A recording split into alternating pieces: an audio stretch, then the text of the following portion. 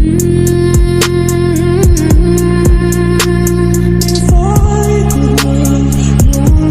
दोस्तों, और आज हम लोग एक नई पोएम की एक्सप्लेनेशन स्टार्ट करने वाले हैं जो ली गई है फ्लेमिंगो क्लास 12th से। जिस पोएम को लिखा है एड्रियन रिच ने और जिस पोएम का नाम है आंट जेनिफर टाइगर।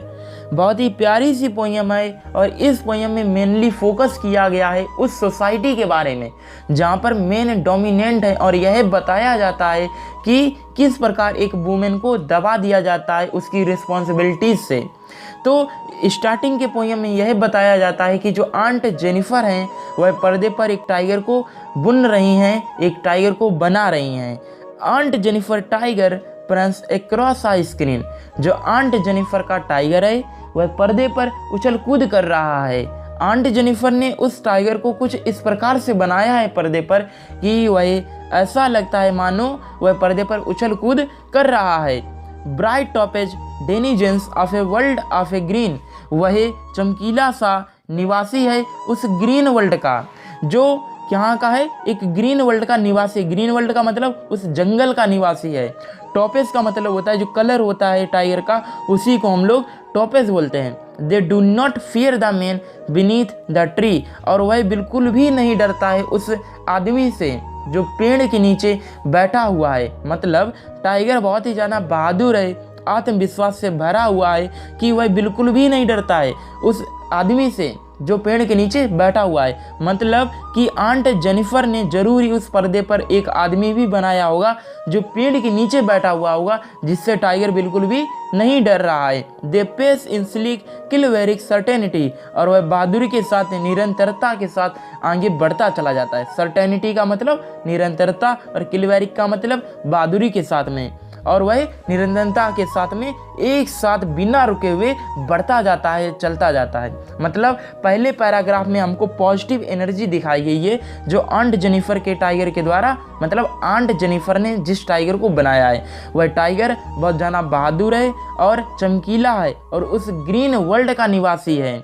मतलब यहाँ पर जंगल के बारे में बात की गई है और वह बिल्कुल भी नहीं डरता है हम लोगों से, आदमियों से बिल्कुल भी नहीं डरता है जो पेड़ के नीचे बैठे हुए हैं। और वह एक निरंतरता के साथ, बहादुरी के साथ में बढ़ता जाता है, चलता जाता है। तो यहाँ पर आंट जेनिफर के टाइगर, मतलब जो आंट जेनिफर ने जो टाइगर बनाया है उस पर्दे पर उसकी बात की गई है।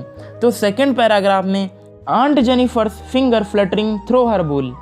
जो आंट जेनिफर थीं जिनके द्वारा उस टाइगर को बनाया गया था, जो उनकी उंगलियां थीं वह उस ऊन पर कांप रही थीं। माना जिन उंगलियों के द्वारा उस टाइगर को बनाया गया था वह बहुत ज़्यादा पावरफुल था, बहुत ज़्यादा बहादुर था, बट जिन उंगलियों के द्वारा बनाया गया था वो कांप रही थी उस ऊन पर। Find even the ivory needle hard to pull. और यहाँ तक कि आइवरी निडल का भी खींच पाना उनके लिए मुश्किल हो रहा था, कठिनाई से भरा हुआ था। आइवरी निडल क्या होता है? हाथी के दांत की सुई होती है जो बहुत ज़्यादा पतली होती है। पतली होने से मतलब उसका जो मांस होता है वो बहुत ज़्यादा कम होता है, और इसके बावजूद भी वह आइवरी निडल को हार्ड टू पुल नहीं खींच पा रही थी। The massive weight of uncle's wedding band sits heavily upon aunt Jennifer's hand. मतलब जो अंकल की बेडिंग रिंग थी वो बहुत भारी थी, जो हैवली आंट जेनिफर के हैंड पर बैठ चुकी थी।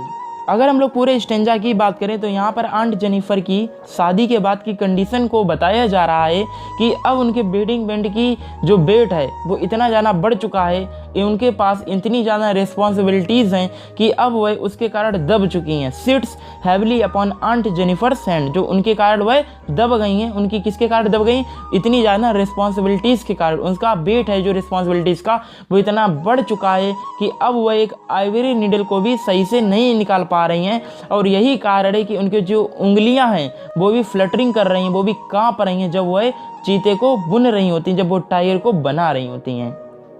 तो अभी तक हम लोग 2 स्टेंजा पढ़ चुके हैं, first and second. First stanza में हम लोग देखते हैं कि पूरी पॉजिटिविटी की बात की गई है और सेकंड में सैडनेस की।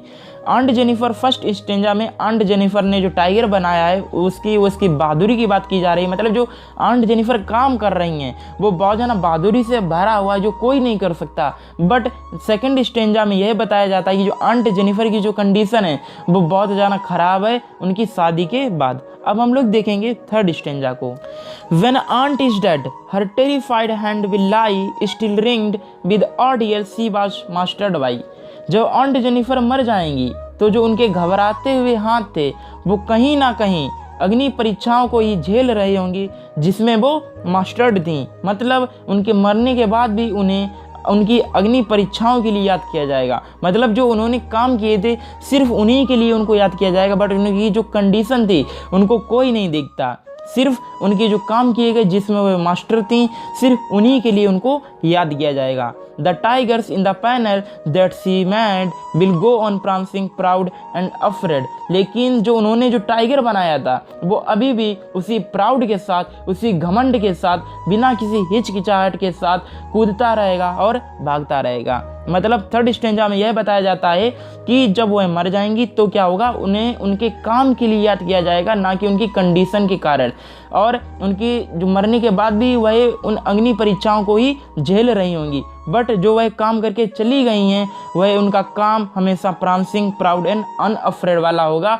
मतलब उनका जो चीता बनाया गया था उनके द्वारा वह बिना किसी हिचकिचाहट के साथ कूदता रहेगा, भागता रहेगा और दौड़ता रहेगा। तो होप सो आपको यह पोएम अच्छी लगी होगी। और जितनी भी पोएम बची हुई हैं उनका जो लिंक है वो डिस्क्रिप्शन बॉक्स में दिया गया, आप वहाँ से उसको चेक कर सकते हैं। धन्यवाद। मिलते हैं एक और खूबसूरत पोएम के साथ।